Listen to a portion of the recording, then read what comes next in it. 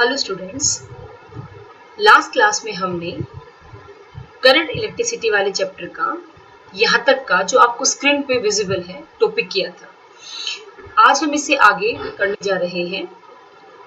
So today's topic is commercial unit of energy. What is commercial unit of energy? That is kilowatt hour is the energy consumed or produced in 1 hour. And 1 kilowatt hour is equal to how many joule? That is so simple, 3.6 into 10 raised to power 6 joule.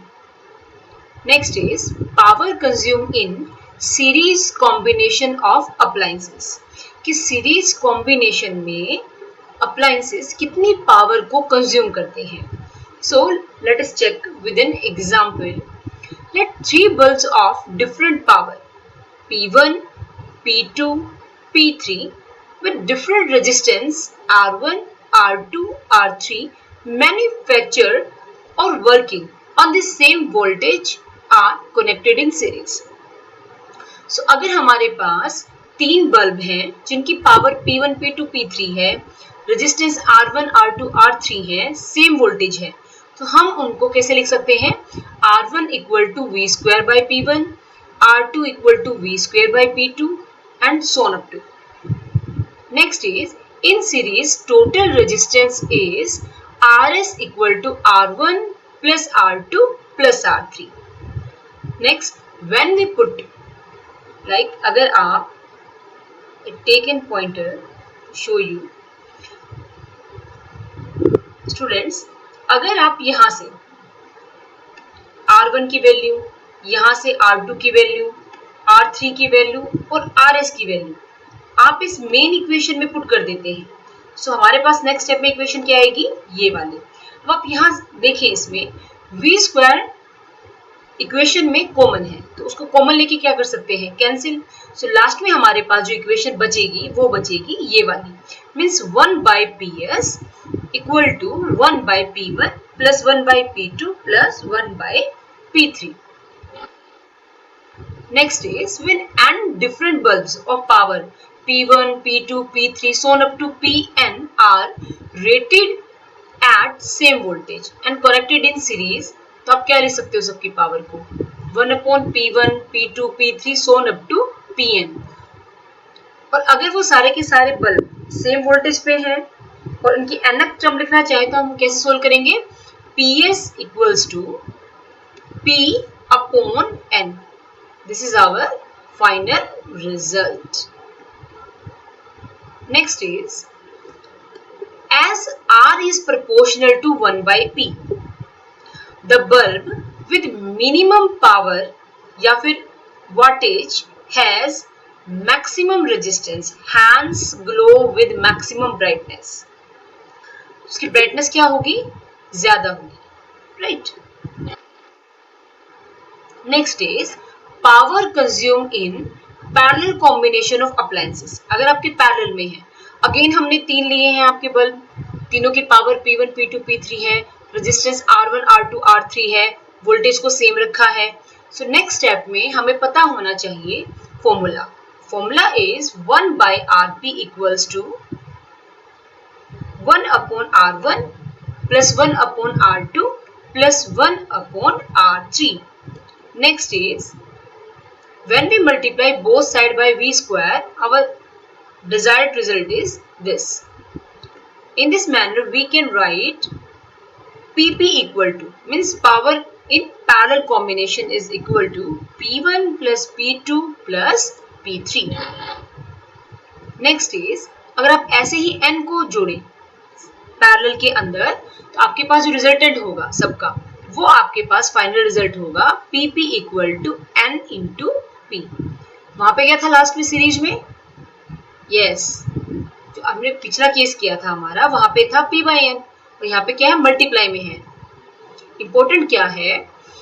As R is proportional to 1 by P, the bulb with maximum power has minimum resistance and hence glow with maximum brightness. When electrical current exceeds safely limit, the bulb with maximum power get diffused out first. इसकी power maximum होगी, उसका resistance minimum होगा, current maximum होगा, तो वो आपका खराब हो जाएगा। Next is maximum power theorem.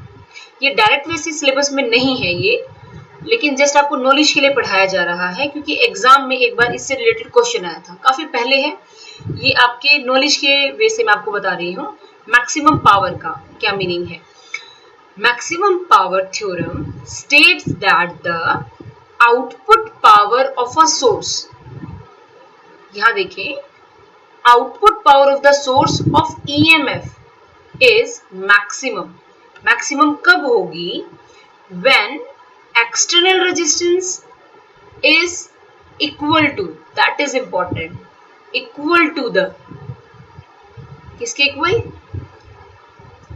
Internal resistance. जब आपका एक्सटर्नल रेजिस्टेंस इंटरनल रेजिस्टेंस के इक्वल होगा तो आपका सर्किट मैक्सिमम पावर को डिलीवर करेगा। This is the theorem. Next, अगर हम माने E is the symbol for total EMF, R is the symbol, small r is the symbol of internal resistance, capital R is the total external resistance, then I is equal to E upon R plus R. अब हमारे पास एक power का formula होता है, yes, what is that formula? P equals to I square R. इस equation में अगर आप I की value,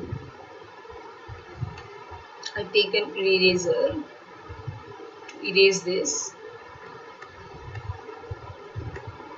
Okay, student, let us see. We put the value of I from above equation in this equation, then we get this equation. और इस equation में भी क्या किया हमने? Just simplify. हमने क्या किया है, इसको ब्रैकेट हटा के सिंपल वे में लिखा है हमने यहाँ। ओके, नेक्स्ट स्टेप में इसके अंदर हमने जैसे मैथ्स में करते हैं, हमें r minus capital R minus small r square और ये टर्म लिखी हमने क्या किया है बच्चों, थोड़ा ध्यान से सुनना, कुछ बच्चों को शायद इसमें कंफ्यूजन हो। ये जो टर्म है, ये वाली टर्म, ठीक है, इसकी स्क्वायर को खोल देना तो क्या होगा? a square plus b square plus 2ab, है ना। तो उसके अंदर हमने क्या किया, minus 2 capital R into small r add किया और उतना ही प्लस किया। जो माइनस वाला था वो हमने इसके साथ अटैच करके इस फॉर्मूला को चेंज कर दिया, और जो प्लस वाला 2r था और जो इस पहले वाले टर्म का 2r था वो प्लस टू होके plus 4 capital R small r का प्रोडक्ट बन जाएगा। आप इसको थोड़ा सा सिंप्लीफाई करके रफ नोटबुक में देख लेना। Next is zero formula for power. अभी हमने क्या बोला था पिछली स्लाइड में कि अगर आपका capital R means external resistance is equal to internal resistance, अगर आपका एक्सटर्नल रेजिस्टेंस किसके इक्वल है? इंटरनल रेजिस्टेंस के इक्वल है, तो हमें पावर क्या मिलेगी? तो हमें मैक्सिमम पावर मिलेगी।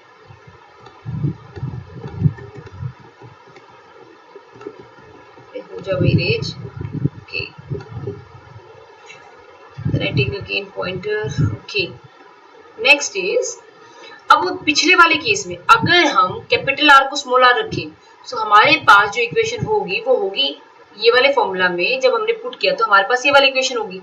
इसको थोड़ा सा सिंप्लीफाई किया तो हमें आंसर में क्या मिलेगा? Power is equal to E square upon 4R। This is the formula for maximum power.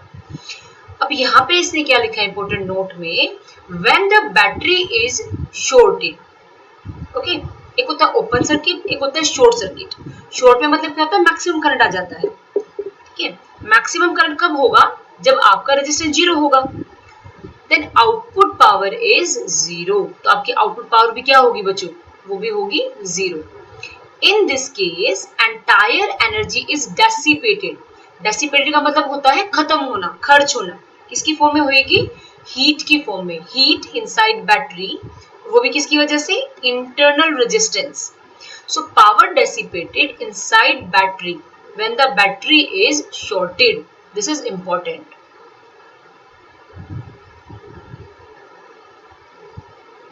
उस टाइम पे आपके पास जो कॉम्बिनेशन होगा, जो रिजल्ट होगा आपके पास पावर का, वो होगा P equal to E square by R। Next is efficiency of source of EMF. Efficiency means क्या? एफिशिएंसी होती है रेशियो आउटपुट पावर अपॉन में इनपुट पावर की।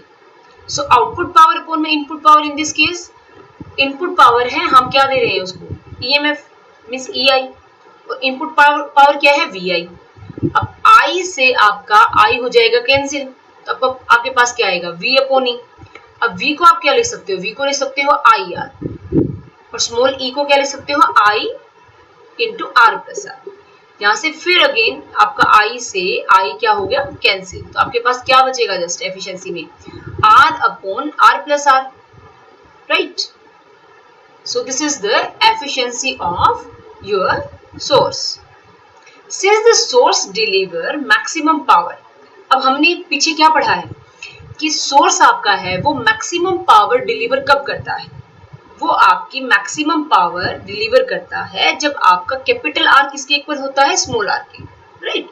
So maximum efficiency of source of EMF is, अगर आप small are को capital R के equal रखेंगे तो एफिशिएंसी कितनी होगी आपकी? 50%। सो मैक्सिमम एफिशिएंसी जो आपको सोर्स ऑफ ईएमएफ से मिल सकती है वो आपकी है 50%।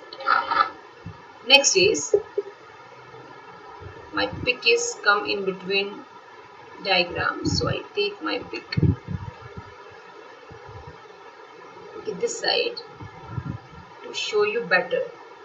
Okay, now अब यहाँ पे देखें, वोल्टेज क्या कह रही है चार्ज पार्टिकल को कि आप क्या करें?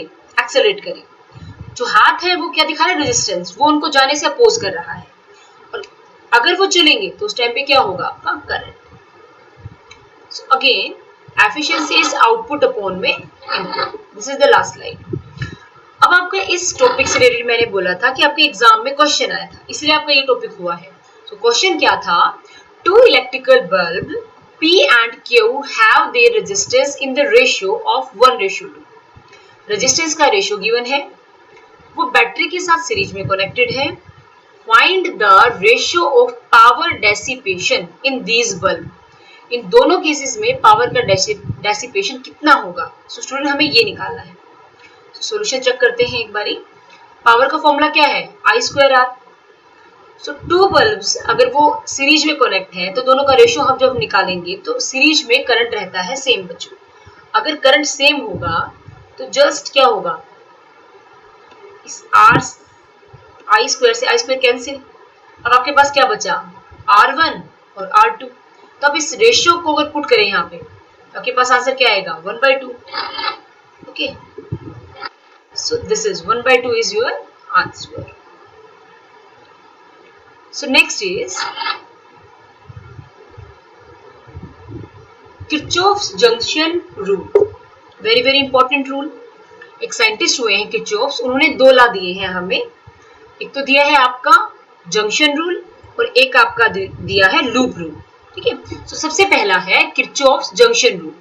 State that the algebraic sum